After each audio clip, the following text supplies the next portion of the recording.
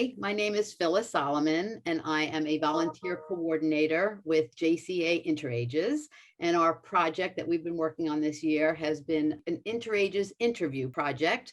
And we're so excited about today. I've got Hannah, who will be interviewing Noah Simon. Take it away. My name is Hannah, and I'm a rising sophomore at Poolsville High School, and I'm really excited to be interviewing Noah about his interesting musical career. So I'm just going to get started. My first question is, how did you come to work at the UTA, and can you describe a typical day or week of work, what it might look like?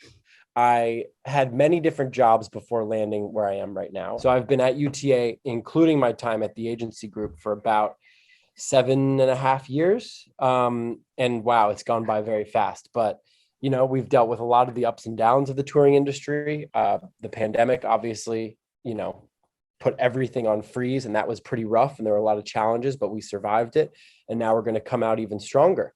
You had also asked about what a typical day is. You know, a day is full of all different things. Every day is not exactly the same. You know, there are company meetings where we'll talk about artists that we're interested in signing, or we'll share updates about what our artists are doing. And we'll talk about how our clients are reaching other areas of the company. A lot of my core job is building live strategy for my artists to create a real strong touring business for them that can last for years to come. But also I build business for my clients outside of the touring space by connecting them with people in other areas at my company.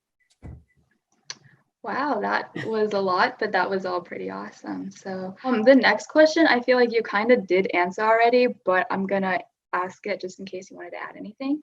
So it's, what past experiences inspired you to become part of the musical industry, and why are you passionate about it? So that's a great question. And I think the reason I'm in the music business is because my upbringing and how I was surrounded by music my whole life.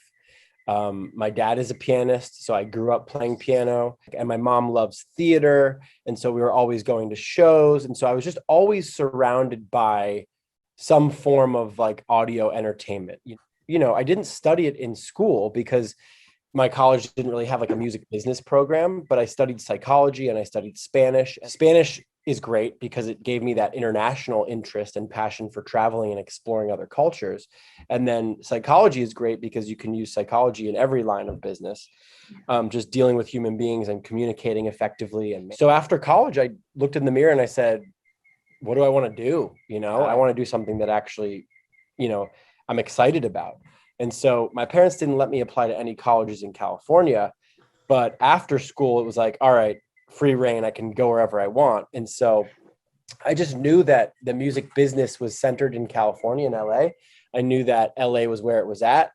And I just took a risk. For me, music was just that thing that like I knew I was excited about, and I wanted to just learn more about and be surrounded by people who were creative. So to find out what it was I could do, I had to put myself in the middle of it.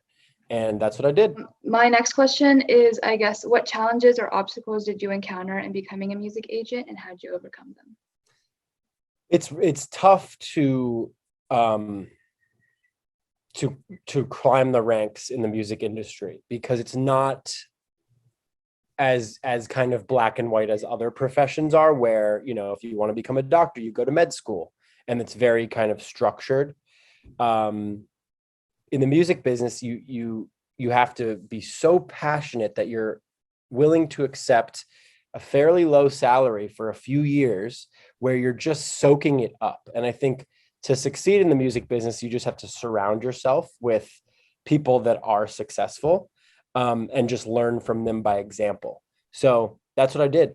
And it was rough for a few years, you know, getting coffee every day for someone is pretty demeaning, but you have to have a thick skin.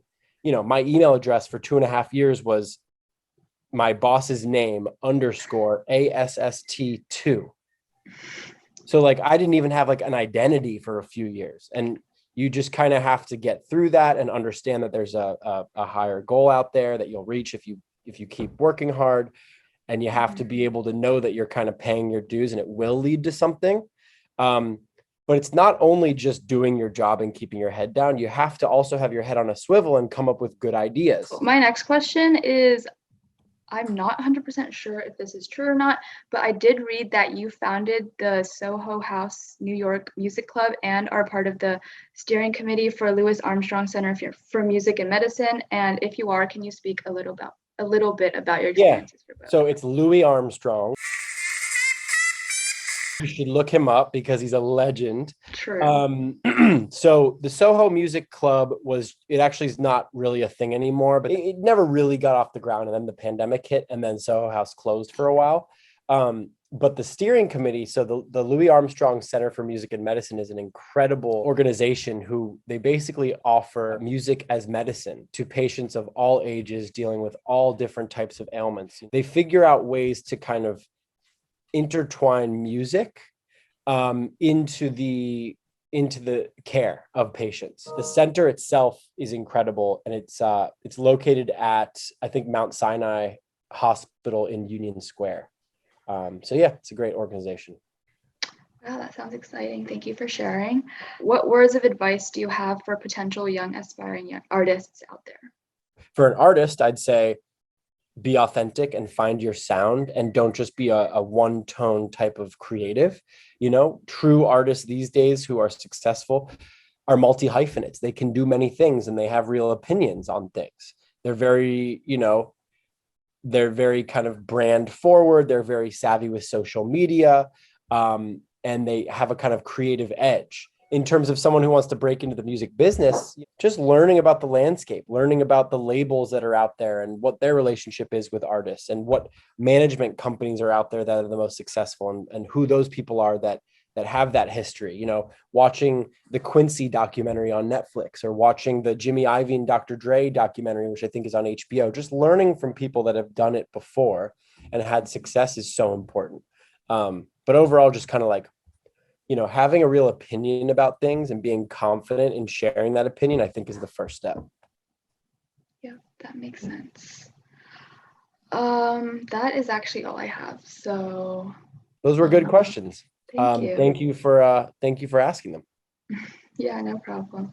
Thank you for answering them.